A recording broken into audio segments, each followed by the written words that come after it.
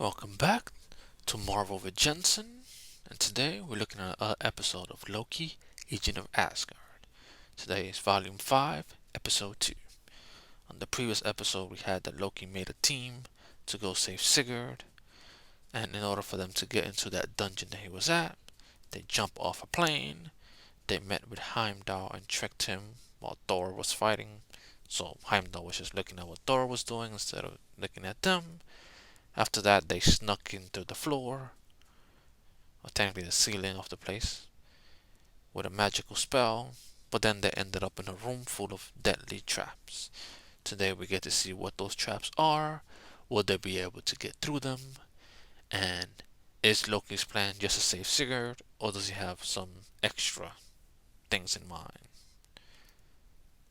So here we have all the deadly traps that are more of illusions and whatnot, just they don't know which ones are illusions or not. So as they're there,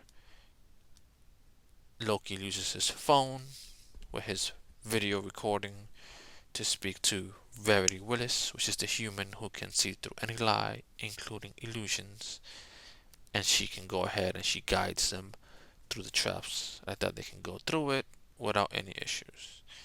And then in the obstacle 3, they have the gate of impregnability, a gate that you cannot open no matter what. And here they have a discussion of how Loki can change through different forms as much as he wants to, into pretty much as anything he wants as long as it's him. But that no matter what he really transforms into, there's no way to open that door from that side, because that's the whole point of the impregnable door. And it turns out that just Sigurd is on the other side. He opens it, and that was the plan all along. That Sigurd was going to be on that side, he was going to open it from the other side instead of the impregnable one. And then here it shows in the previous battle, while they were in the dumpster, that it was actually all planned out. And I have that video. It's one of the previous videos on the playlist that shows how they ended up in that dumpster. And then here you can see the other angle of how everything was actually calculated. And Sigurd knew it was Mephisto the whole time when they did what they did. After that, they have a little chat about how he already knew Sigurd can get out. They already had all that calculated. And that's actually the second most secure room in that dungeon. But then Lorelai and Sigurd don't really like the fact that he had some other plans. So Lorelai just decides to teleport away with Sigurd, since they're not going to get involved in whatever else he's doing. They were just here to get him and to get out.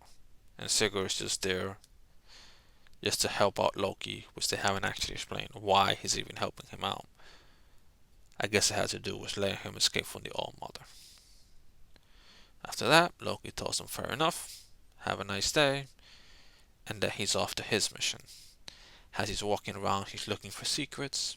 He's looking for different things. He notices that one has an X that marks the spot, but it's not exactly what he's looking for. So he finds an invisible door, and in that door we have the old Loki, the Loki who burned, which is a previous episode we saw that it was the All-Mother that let him out, with technically the help of Loki, and that he had a pretty good idea that this was the issue, and he really just wanted to make sure to see what's going on. So this was his fear.